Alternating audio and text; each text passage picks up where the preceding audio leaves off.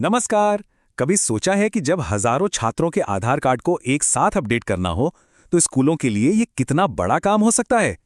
आज हम एक ऐसी ही सरकारी पहल को समझने वाले हैं जो इस बहुत बड़ी प्रशासनिक चुनौती को आसान बनाने के लिए लाई गई है।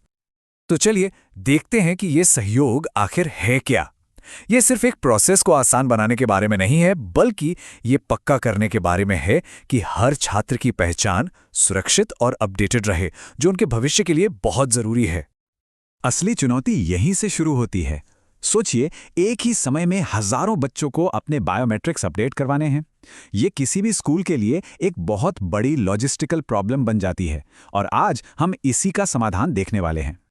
तो सबसे पहले बात करते हैं उस असल चुनौती की, यानी आधार के पेंडिंग अपडेट्स की। चलिए इस मुद्दे की जड़ को समझते हैं कि आखिर इस नई योजना की जरूरत पड़ी ही क्यों। सबसे पहले ये समझना जरूरी है कि ये MBU यानी मैंडेटरी बायोमेट्रिक अपडेट आखिर है क्या। देखिए, जैसे जैसे बच्चे 5 साल और फिर 15 साल के होते हैं, उनके फिंगरप्रिंट्स और आंखों के पैटर्न बदलते हैं। तो ये अपडेट बस ये पक्का करता है कि उनका आधार डेटा हमेशा सही रहे, ताकि उन्हें आगे किसी भी सरकारी स्कीम का फायदा लेने में कोई दिक्कत ना आए। और यहाँ बात सिर्फ कुछ गिने चुने छात्रों की नहीं हो रही है। ये योजना सीधे उन स्कूलों को टारगेट कर रही है जहां 200 से ज्यादा बच्चों के अपडेट्स पेंडिंग हैं। ये नंबर दिखाता है कि सरकार इस प्रॉब्लम को बड़े पैमाने पर हल करना चाहती है, जहां इसका असर सबसे ज्यादा है।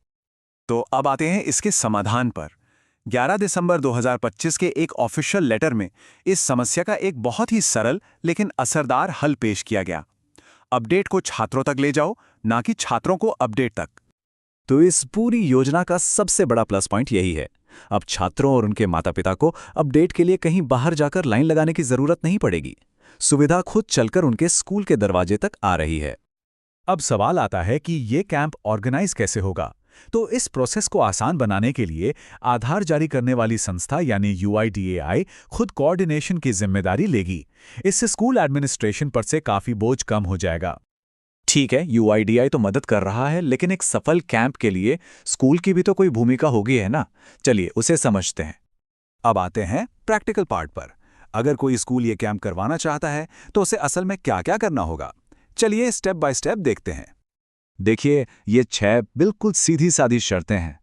एक नोडल ऑफिसर अपॉइंट करने से लेकर बच्चों की लिस्ट तैयार करने और कैंप के लिए थोड़ी बहुत जगह और बेसिक इंतजाम करने तक, ये एक बहुत ही क्लियर रोड मैप है जिसका स्कूलों को पालन करना है।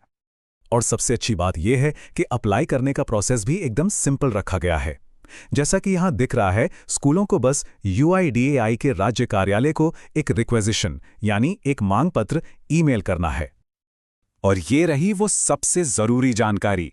कोई भी स्कूल जो इंटरेस्टेड है उसे बस इस ईमेल पते पर एक रिक्वेस्ट भेजनी है। इसे नोट कर सकते हैं। हाँ, एक और जरूरी बात, लेटर में यह भी साफ साफ लिखा है कि इन पतों को भी ईमेल में CC जरूर करें, ताकि ये पक्का हो सके कि रिक्वेस्ट पूरी कोऑर्डिनेशन टीम तक पहुंच गई है। तो ये तो हो गई प्रोसेस की बात। चलिए अब एक कदम पीछे हटते हैं और इसकी बिगर पिक्चर को देखते हैं कि ये पहल इतनी जरूरी क्यों है। कुल मिलाकर ये एक ऐसी सिचुएशन है जिसमें सभी का फायदा है।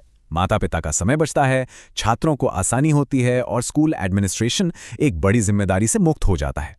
ये स्कूल और सरकार के बीच सहयोग का एक बेहतरीन मॉडल है। और यहीं पर यह पहल हमें एक बड़े सवाल पर लाके छोड़ देती है। क्या इस तरह की सीधी सरकार स्कूल पार्टनरशिप स्टूडेंट सर्विसेज का भविष्य बन सकती है? ये मॉडल सिर्फ आधार अपडेट तक ही क्यों सीमित रहे? सोचने वाली बात है ना?